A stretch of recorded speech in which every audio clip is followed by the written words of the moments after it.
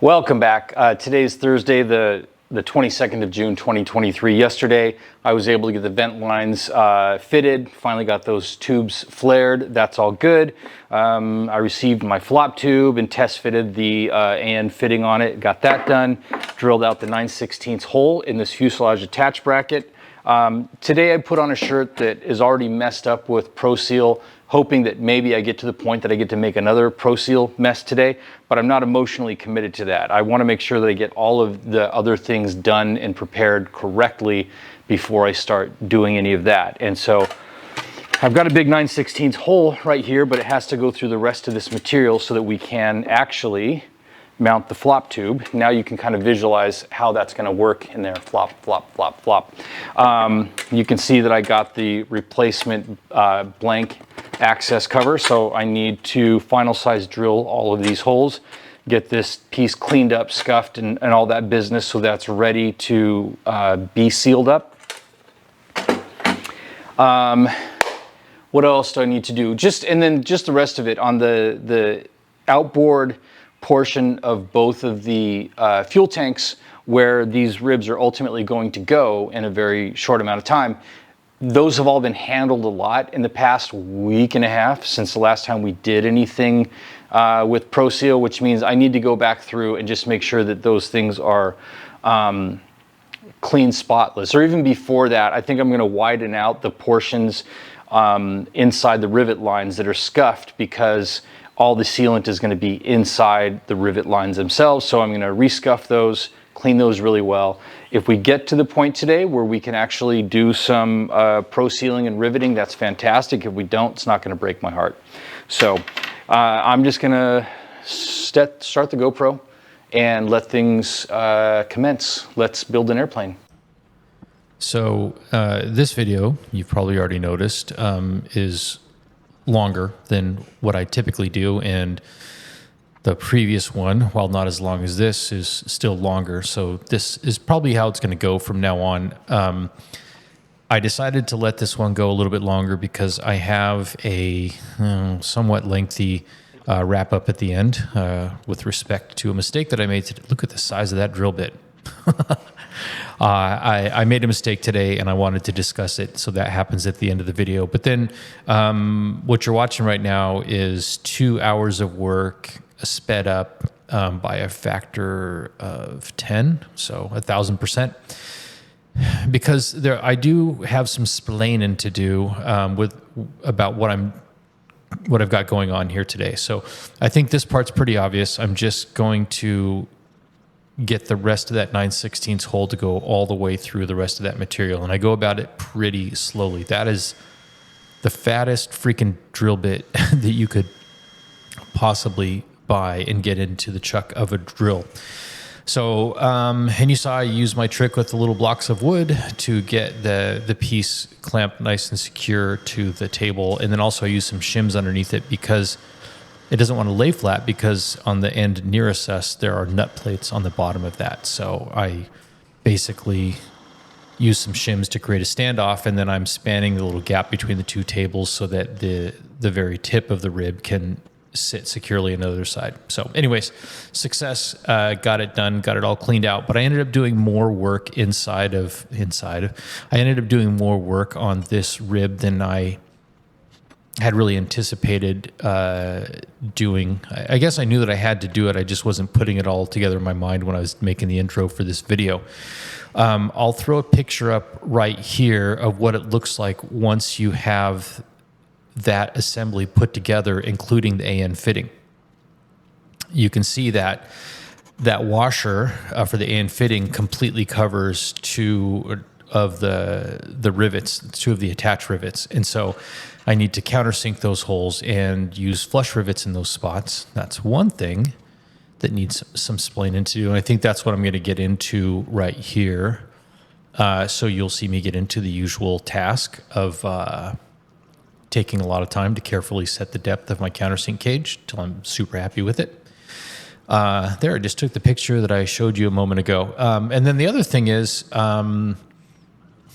I thought about doing a stand-up and explaining it in there, but I thought, we'll just do it on a voiceover and let this kind of go by like it usually does. In Scott McDaniel's video, when he gets to this rib, the 2 inboard ribs on the tanks, he goes off book a little bit. And the reason is, obviously it's a sandwich. On the outside of it, you've got the fuel tank attach bracket, then you have the rib, and then inside you have that doubler plate. The rib has to be installed and riveted in place before you put the attach bracket on there, because that attach bracket's so thick that you wouldn't be able to set those rivets on the flange otherwise. But what Scott says, and I'm sure it's true, is that it's a total pain in the butt to try to put that sandwich together, at least the inside portion, the doubler that goes on the inside of the rib up against the nose, trying to do that after you've set the rib and made the fillets for the rib and all of that. So what he does is he adds a couple of little out of the way holes to the web of the rib and to the doubler, and then uses 1097K. Those flush rivets have the really shallow head, and just does a very shallow countersink so that he can basically mount the doubler to the rib, just almost like a temporary, but just get it mounted to the rib, pro sealed on and everything like that, without having the attach bracket, the fuselage attach bracket attached to it. So I decided that I would do the same thing. So once I finish up this business, this is doing the countersink for those 2 holes. One of them I could use a countersink cage. The other one I couldn't. So you saw me using the Avery tool to carefully, manually make the countersink for the one that's closest to the angle in that piece of angle. And here is what I was just talking about. I'm just measuring out 2 little holes that will go underneath everything and fit nice and flushly, but it will allow me to mount that doubler without having to include the the fuselage attach bracket. Yeah, that all went pretty well. I think I said previously that I have it out, and that I do have enough angle to make one more of those attach brackets if all of this stuff went sideways with that 9/16 hole. But it didn't. It actually went pretty well. It's not the prettiest hole, I have to say. Yeah, I think you saw the way that I struggled with that drill press the day before. But what's most important is that it is an adequately sized hole, that it's clean, that it doesn't have any rough edges, and that it still leaves adequate edge distance for the other rivets around it that are going to hold the fuselage attach bracket in place. And it does all of those things. So I'm spending a little time just cleaning up all of those holes, and I'll probably step off camera for a minute and go over to the Scotch-Brite wheel and kind of clean up that whole piece. I've decided it's a keeper. So I feel like I didn't plan my workout very well on this day. I'm so anxious to just get back to closing out these tanks that I'm thinking past little detail things that have to happen. And an example of that is what I just did with those 2 additional rivet holes that I made. And then going to, now I'm moving over and grabbing what have I got there? Yeah. So then I'm thinking about, the outboard rib for the right tank that's sort of, I guess, traditional in a sense, that it uses the regular cover plate, fuel sender location, everything like that. Those things need to be cleaned up and prepped and ready to be mounted, and all of that. You have in that plate, you have fuel pickup and fuel sender that has to be done. On the left rib, the one that I've been working on, I still have to do the anti-hang-up bracket. And now that you see I have the plate in my hand right now. Now that I have that plate, I can fashion and fit an anti-hang-up guide that will go in there. So that has to be done. One note, I didn't have to final size drill the screw holes in that plate. They were already the correct size. So you'll probably see me right here grab some screws and temporarily fasten it just to prove to myself that the holes line up and it works, and it does. Yeah, so there are still, as long as this is going on, there's still a lot of little odds and ends that need to be done. I know I'm just wasting time on the phone.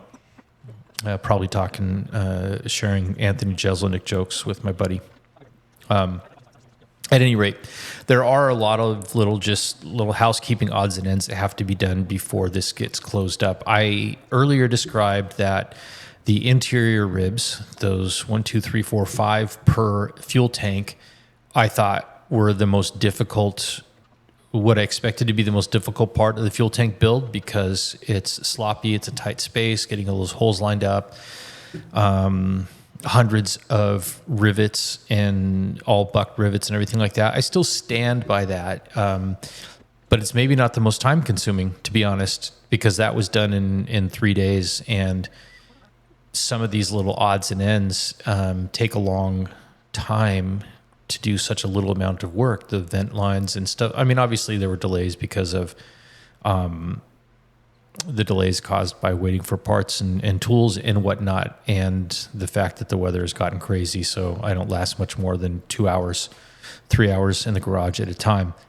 Nonetheless, there's just a lot more detail to these other parts than there is in those interior ribs. The interior ribs are challenging because of the sloppiness of the conditions and the tight space that you're working in, but otherwise they're pretty straightforward.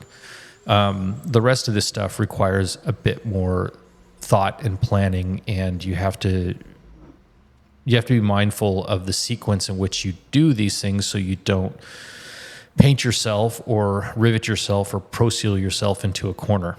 And when I say that I didn't plan my work very well on this day, that's what I mean. I came out with an idea of what I was going to do, but I really should have written down a thoughtful list of all of the things that I want to get accomplished. And so that's what I'm going to do tonight, is just create a list of all of the different tasks left to be accomplished before I move on to actually setting any rivets in Pro Seal, and just make sure that they're all done. So what you just saw me doing right there, I've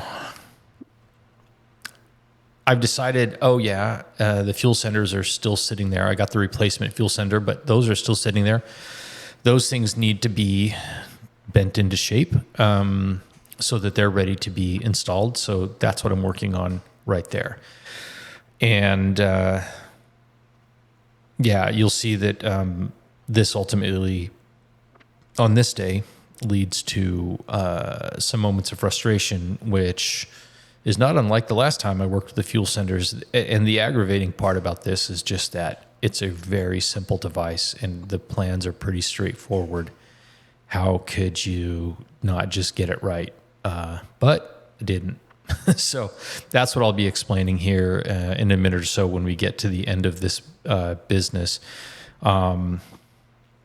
And another aggravating part of the fact that I made a mistake on this today is that while it is a fairly common part that you can get at any auto parts store, it's not one that they ever keep in stock. So I do. So I'm giving it away. I do have to replace one of them, which freaking sucks. But that's my error. I did it. And coming up here in, 20 seconds, I'll give you a better explanation of how it happened, along with an amateur tip that will help you avoid making a similar type mistake, not just with the fuel senders, but kind of anywhere in the plans when you step away from work for a few days and get back into it. So I'll let the sweaty guy take over from here. Hey, quick wrap up here. It's like 6 o'clock and I'm calling it a day. I did get a lot done. I did some stuff that I didn't expect that I would be doing, but I also made a mistake that cost me a little bit of time and a little bit of money. So disappointed in myself for that, but I'll explain how that happened and what it was. I decided I don't need to do it right now, but I decided to go ahead and get the fuel senders ready. I was trying to think of what do I need to get done to close up these tanks, and obviously the fuel senders are part of it. So Vans and their plans, they do the math for you. Stuart Warner has some plans that are fairly, not really complicated, but you got to do some math and some interpolation if you're going to use their plans, but Vans has already figured it out for those tanks. If you recall, I did do all of this before because I'm moving the fuel sender and the left tank to a different location, so I thought that I needed to do that. It didn't work out. And then in Vans Air Force and researching this whole thing a little bit more, the answer I found for people who are doing what I'm doing is just actually stick with Vans plans because it's pretty dang close, even though you're moving it in a different location. So I reordered it, I got that part, and good to go, so to speak. So today I decided to grab the fuel sender for the right fuel tank and to start with that one. And I've done this before a couple weeks ago, so I know that I have to make a 90-degree bend that are basically equidistant lengths and whatever. So I grabbed the Vans plans right here, and I looked on the bottom because this is for the right tank, and I looked and it says these two lengths right here are both 3 3/16 inches. So I measured from the crook right here, which is much easier than the Stuart Warner way of measuring. 3/16, I measured 3/16, it's a straight piece of wire. And I went and I double checked the measurements and I went and cut it off. Some of you already know what I did wrong. If I'd bothered to look at the whole plans, which is really just a reminder because I have done this before, that's not the total length of the wire. There's a 90-degree bend right here that you can't see right here because it goes away from you. You need that to insert into the arm right there. So, like a moron, I cut this thing 3/4 of an inch too short because that's what that length needs to be. It's not a problem with the plans, it's a problem with the person who thinks they know what they're doing. Had I just slowed down and said to myself, let's look at these plans like you've never seen them before, the outcome would have been very differently. So that's a note for me and it's a note for you. As you're going through, this is just one more area to add a note of caution every time, especially if you're coming back to something not after a few minutes, but a week and a half. Look at the plans like you've never seen them before, examine them, and maybe you'll save yourself 30 bucks. Interestingly, this is the one for the left fuel tank that I did with the replacement, but this is actually not the replacement sender. This is the replacement arm, and I made the bends to the right length. Everything works. This is not the right sender. The box that I got for the replacement, this one, has the right part number on it for the left tank. And when I put it all together and did the bends and went to go test fit it on the baffle and the mounting bracket, the holes didn't line up. It wasn't clocked correctly. It was turned cockeyed, which is very frustrating to me. And then as I was puzzling over it, I noticed that on the back of that sender, it was the incorrect fuel sender. The stamp was for the right fuel sender. So I have way too many right tank fuel senders. Luckily, I still had the one from the other tank because I didn't mess up the sender, I just messed up the arm. So I was able to pull that one out and do this. So it's going to be a few more days till I can get these done because I need to get this resolved with Speedway Motors. I don't want to just blindly order a replacement for the other one because the one I just got from them was incorrect. How do I know it's not going to happen again? And also I don't want to pay double or triple. So hopefully we'll get it all sorted out in the next couple of days. I'm not going to do any more building today. I'm aggravated with myself for having made that mistake, and I don't want to move into a whole nother phase of work because when I do get into closing out the outboard side, which is something that I can do right now, there's nothing stopping me from doing it other than this. That's realistically about 3 hours of work because there's cleaning and prep that needs to be done before that goes in. So I'm just not going to do that tonight. I'll do that tomorrow. Rested, in a better frame of mind. I got these red wasps flying around here. They're pissed because I knocked down the, hey, what's going on? They're pissed because I knocked down the house that they're building on my front door.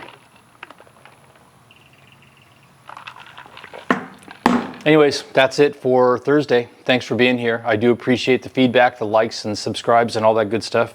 I really am enjoying this part of what I'm doing. So we'll see you tomorrow. And when we do, we'll keep on building an airplane.